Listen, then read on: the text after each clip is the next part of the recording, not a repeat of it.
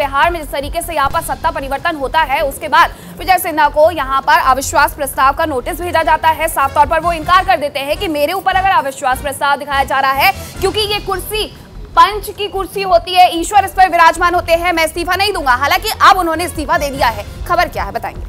देखिए, ग्राफिक्स के जरिए आप समझिए कि आखिर क्या हुआ बिहार के अंदर। आज बिहार विधानसभा स्पीकर का इस्तीफा हुआ। इस्तीफा दे नहीं रहे थे। इसके बाद इन्होंने बोला कि इसके पीछे वजह क्या थी, इन्होंने जिक्र किया और उस पर जो है चुटकी भी लिया विपक्ष ने। मैं खुद इस्तीफा दे देता, लेकिन समय नहीं दिया गया मुझे, तो फिर भला मैं इस्तीफा कैसे दूं, ये कहना विजय सिन्हा का। बिल्कुल, तो विजय सिन्हा साफ तौर पर ये कहते हुए नजर आए कि मेरे खिलाफ जो अविश्वास नोटिस भेजा गया सचिव को, उससे मैं सहमत नहीं था और विधायकों के अनर्गल आरोप से मैं सहमत नहीं था। इस वजह से मैं इस्तीफा नहीं दे रहा था। हालांकि सरकार परिवर्तन हुआ, सत्ता परिवर्तन के साथ ही मैं इस्तीफा दे देता, लेकिन जिस तरीके से आरोप लगाए गए उसकी वजह से मैं इस्तीफा देने के लिए तैयार नहीं था। देखिए, और इस्तीफे के पहले भाकपा माले के विधायकों ने जमकर प्रदर्शन भी किया। उसके बाद कहा जा रहा है कि इस्तीफा दिया गया।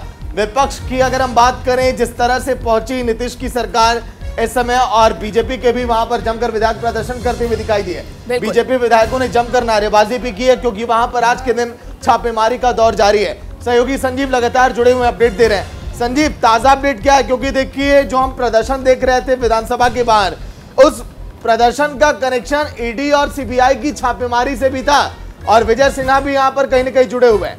संजीव। बिल्कुल, देखिए जिस तरह से ये पूरा प्रकरण हुआ, अंतिम में विजय सिन्हा ने इस्तीफा दिया और इस्तीफा देने के बाद उन्होंने कहा कि वो एक सैनिक के तौर पर काम करेंगे। लेकिन जो अभी अपडेट हमारे पास है, महेश्वर हजारी वो कार्यवाहक जो है स्पीकर बने रहेंगे और तेजस्वी यादव और नीतीश कुमार ने उन्हें बधाई दी है। तो महेश्वर हजारी जो है उनको तत्काल जो है उनको फिलहाल बनाया गया है। और मुझे जो जानकारी मिल रही है कि हो सकता है कि कैबिनेट की एक बैठक हो जिसमें एक दिन और बढ़ाया जा सकता है सत्र को। तो क्योंकि देखिए जिस तरह से उन्होंने इस्तीफा दिया, उसके बाद उन्होंने 2 बजे तक के लिए सदन को स्थगित कर दिया है। तो 2 बजे के बाद जो है कार्रवाई सदन की शुरू होगी। और उसके बाद जिस तरह से देखिए सदन से निकलने के बाद तेजस्वी यादव ने साफ कहा कि जो भी हमें जवाब देना है वो सदन के अंदर देंगे। तो अब एक तरह से कह सकते हैं कि नई सरकार के साथ जो कार्यवाहक स्पीकर रहेंगे वो महेश्वर हजारी को बनाया गया है।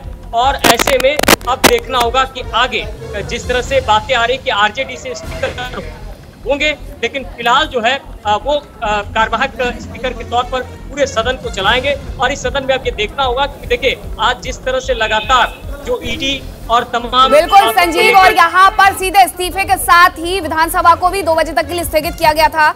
हालांकि अपडेट यही होगी कि अब फिर से विधानसभा की कार्रवाई और फ्लोर टेस्ट यहाँ पर शुरू हो गया होगा। बहुत शुक्रिया आपका तमाम जानकारी के लिए।